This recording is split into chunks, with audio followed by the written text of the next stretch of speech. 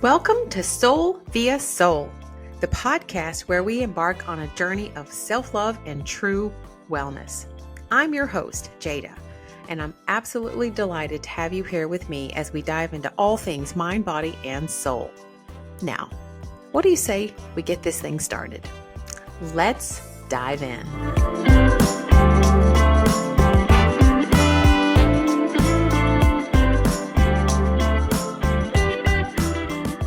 So I often have a general outline for my podcast. I think about things that I think would be helpful in the general wellness category, body, mind, and soul or spirit. But this morning I woke up with this aha moment and I felt like sharing a story to help connect the dots. And I just finished reading The Myth of Normal by Gabor Mate, and it was amazing. Such a great book and so many pearls and nuggets of wisdom in there. And it really kind of summarized so much of the work that I'm trying to do in my own Soul via Soul wellness platform. And that is to help with the understanding of how unhealed trauma, unless we go back and do the work of healing that, will continue to show up in our lives. And not only will it show up in our lives, it'll pretty much run the show until we go back and heal that. So I thought it might be helpful to connect the dots a little bit with how not healing will show up and manifest in our life. And I've got lots of examples from my own life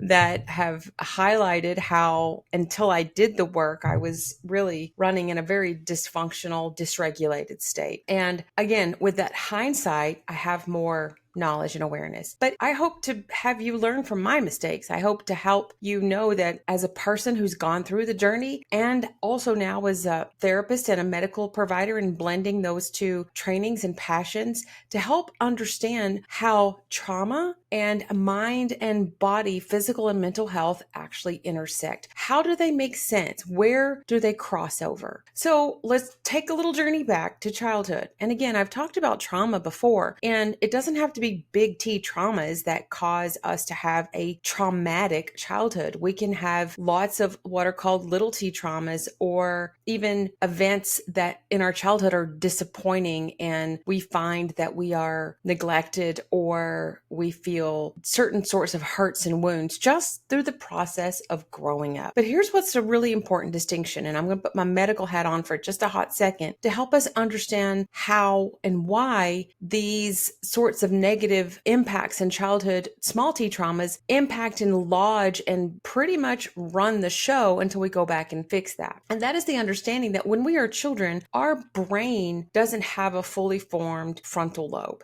When we are children, we spend most of our time in theta brainwaves. Now, theta brainwaves are very low brainwaves, and that's the brainwave pattern that we actually have when we're sleeping, like right before we fall into sleep and right when we wake up, our brain actually shifts into different brainwave patterns. When people go into hypnosis, they tap into those theta brainwaves because that's where the subconscious mind lies. And the subconscious programming or the subconscious thoughts that we have, again, they're not in our conscious awareness, but they're there. And our subconscious runs the show. It pretty much is the blueprint for how we run our life. But because it's not in our cognitive awareness, we may not even understand how those subconscious thoughts are ruling our life. So again, let's go back to childhood. We spend most of the time, maybe up until like age 7, that we are in lower brainwave patterns. In those basically hypnotic states, whatever we are experiencing in our life as children, we interpret as truth. When we have no ability because our frontal lobe isn't developed and we're not in alpha and beta brainwaves where we spend most of our adult life, we don't have the ability to recognize and even have the intellect at a young age to understand our world. So we do the best we can with the brain formation that we have at the time as a child. And that is this theta brainwave pattern where it's this subconscious imagination time. That's why children have such a ease at living in an imaginative world, because they spend most of their time in these theta brainwaves. Whatever's happening in childhood at that time, and again, a series of wounds or disappointments or hurts are natural, even with people who have the healthiest and happiest of childhoods. We're going to have those disappointments and wounds from peers, from caregivers, from parents, from siblings, from coaches and teachers. Like, it's just going to happen. And we don't know how to make sense of that. And so what we do is we decide in our subconscious, because that's where we're spending most of our time, because that's where the brain development is that we must somehow be flawed or unworthy. Now, because that's in our subconscious, that's now the ruling thought, the prevailing overarching thought that is now ruling our life, but we're not aware of it. And we often don't become aware of it until we get into adulthood. But what happens is we, from this unhealed traumatic space of I am unworthy, now start to have behaviors and patterns of thinking that are attracting unhealthy in our lives. And this leads to what is a dysregulated nervous system. So how do we get from trauma that's unhealed to living and carrying out in a dysregulated, unhealthy way? Well, I'm glad you asked, because that's what we're going to chat about. So let's talk about emotional dysregulation. Emotional dysregulation is, we can also just say, is dysregulation. And this involves the inability to manage emotions and emotional reactions to stimuli.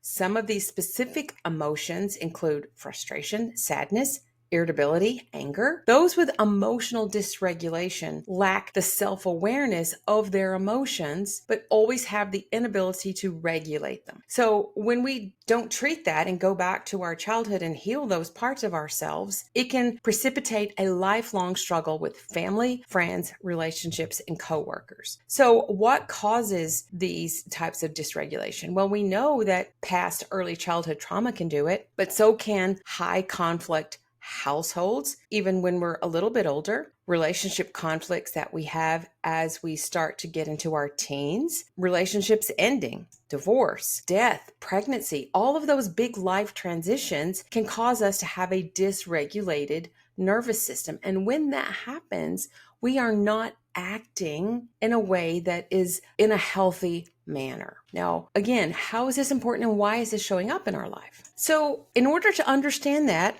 I'm going to throw on my medical hat for just a hot second again to take a little walk through the nervous system. So the nervous system is broken down into some major parts. We have the central nervous system, we have the peripheral nervous system, and then we have the autonomic nervous system. So within that, we also have like the gut-brain axis, which some people call the second brain, and we have the heart brain axis, which some people call the third brain. But not to get kind of lost in that, let's just take it little bit by little bit. So let's spend most of our time talking about the autonomic nervous system, because that's where we're going to be able to actually create patterns of change that help us actually heal our nervous system and have more regulation. So let's talk about the autonomic nervous system. The autonomic nervous system is broken into two parts, sympathetic and parasympathetic. Most people are familiar with those terms. Sympathetic is fight or flight, big scary bears chasing me, gotta run. It's awesome when we need it, when we have danger. That's great, wonderful. We need our sympathetic nervous system to come in and do our job of keeping us safe. The parasympathetic nervous system is where we have our ease, our calm, our rest and relax. What happens in early childhood trauma and even later traumas is that we don't recognize that our nervous system has been wired from that trauma space. We are acting and moving through life from a dysregulated nervous system because when trauma happens to us, it's not an event that happens to us necessarily. It's what happens inside of us as a result. And because trauma is stored in the body, it gets stored within our nervous system, which is connected to our muscles and our joints, and it's all connected. So when we are moving from this traumatic space, this unhealed space, we have basically a nervous system that's hijacked and moving through life from a broken traumatic space. And the whole idea of healing is really this reconnection to ourselves. It's unbecoming all the layers and removing the things that no longer serve us, which is awesome because that's the job of healing. However, let's talk about the importance of the parasympathetic nervous system.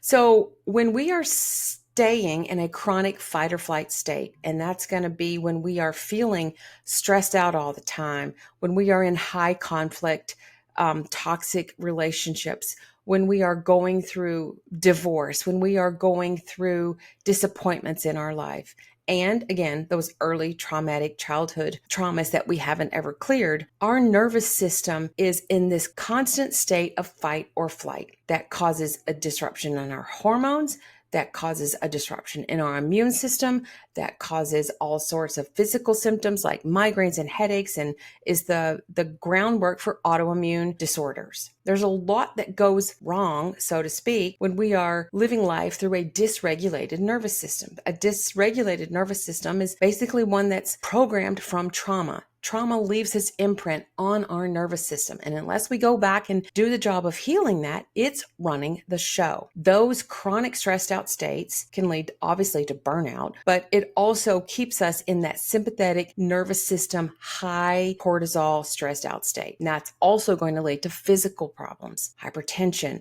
migraines, cardiovascular problems, GI issues. This is how the trauma and the mind and the body now start to intersect. We see that this dysregulated nervous system built on the framework of trauma is now causing issues in our life, physically, mentally, and with our relationships. That's the big connection. And it's because it's all connected. It's because trauma is stored in our body and our nervous system takes the brunt of that. So you're like, okay, that's all well and good, Jada, but how do I know? How do I know if I'm living life in this dysregulated state? How do I know if I have a dysregulated nervous system? Well, here are some common examples of how that may be playing out in your life. And I think I pretty much checked the box on all these in my personal life until I went back and healed those core wounds. So a dysregulated nervous system is going to have us living in either two worlds, hyperarousal or hypoarousal. Basically, we're not on our sweet spot. We're either way overstimulated or way understimulated. So let me talk about that for a hot second. Hyperarousal is going to show up like physically increased heart rate, emotionally hypervigilance, where you are in a constant state of alertness, always scanning the environment for danger, exaggerated startle response. I for sure was guilty of this in that I was very sensitive to noises and sounds, and I was easily startled because I was always on guard, waiting to scan the environment for what was going to hurt me next. Difficulty concentrating. That's a big one too, because brain fog and the inability to really just concentrate and bring full attention to something is a symptom of hyperarousal. Now, what about hypoarousal? This is kind of the opposite extreme, but this is where we get into when we think about sympathetic nervous system and fight, flight, or freeze. The first one would be more of the fight or the flight, where you've got this arousal state. The freeze or the fawn would be that hypoarousal. And this is going to show up with fatigue, low energy, persistent feelings of exhaustion, low physical energy, dissociation, a sense of detachment or disconnection from one's body or your surroundings, numbness, where you just feel like you're scrolling through social media and you're just on autopilot and you are really emotionally checked out, and impaired memory, difficulty recalling memory, difficulty with taking on new information, and slowed motor response, meaning things like a delayed or physical movement. You just feel like you're moving through the world like with molasses. And here's the kicker. You can ping pong between both of these. You can go from hypoarousal, all the things I just mentioned, to hyperarousal, and you can switch back and forth. But one of the big key symptoms of having a dysregulated nervous system is that you don't have any real sense of your own groundedness. You are emotionally reactive to everything. You're always reacting. You're always feeling out of control of your emotions. You're constantly a victim of your environment, and you're not showing up in the world with intention, with groundedness, with centeredness, with alignment, with purpose, with passion, with a calmness and peace that I think we all kind of want to show up in the world in. So those are some common ways in which dysregulation is going to manifest in your life. That's how it shows up in physical symptoms in your body. And it also shows up in your relationships. And this is what I think is one of the biggest issues with, not issues, but one of the most compelling reasons to do the work of healing. And that is pretty much everything is a relationship in life. We have relationship with people, relationship with our coworkers, relationship with our children, our parents, our peers, but ultimately it's our relationship with ourself that determines the quality of all of those other relationships. Our relationship with food even is a reflection of our relationship with ourselves. So until we do the work of really getting in there and learning how to love ourselves, the quality of all of our relationships in our life are going to suffer. And if we are constantly reacting and not grounded, we will attract unhealthy. And sadly, I guess, or I don't know, I mean, I don't believe that things happen just by coincidence. And I believe the lessons I've learned in my own life, especially leaving my marriage and realizing that I needed to do the work. And when I did, my eyes were opened and I saw with new eyes. And there's kind of a saying in therapy, like once you see, you can't unsee. Once I started seeing and knowing my worth, I realized that I had been attracting unhealthy relationships in my life from my brokenness, from my unhealed parts of me. And that's why it's so important, is because unless we do the work, we're going to attract unhealthy relationships. And those unhealthy relationships have consequences generationally. And doing the work, the buck can stop with you. You can say, I'm going to change this pattern. I'm going to heal these parts of me so that I can show my children what healthy looks like. So I can learn how to love myself deeply and honor and attract healthy, loving relationships into my life. Relationships with food, relationships with people, relationships with your body. Everything changes when you heal those broken parts of you. So that's how it's all connected. From the early trauma to the trauma even in the teenage years, and then moving into that dysregulated patterns of behavior that attract unhealthy, all of it snowballs. And it's because this imprint of trauma that leaves its mark on our subconscious until we go back and do the work of healing. So that's why it matters. That's how it's all connected. I'm going to be bringing more nuggets around this specific integration of how trauma and emotional dysregulation and how those unhealthy patterns are showing up in your life. And the idea is we know where we want to go. We know where we are. How do we get to the space of healing? How do we take where we are, love it, see it, acknowledge it, have compassion, know that the work that we really are ultimately going to do is a return back home to our own divineness, a return home to ourselves, a return to the wholeness that we truly are.